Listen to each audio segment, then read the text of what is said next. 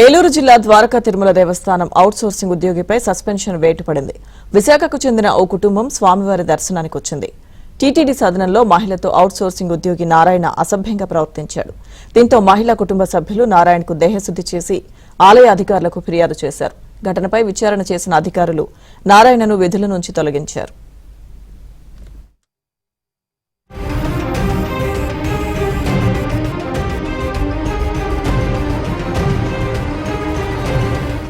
TTD సదనంలో మహిళతో out sourcing ఉద్యోగి నారాయణ అసభ్యంగా ప్రవర్తించాడు.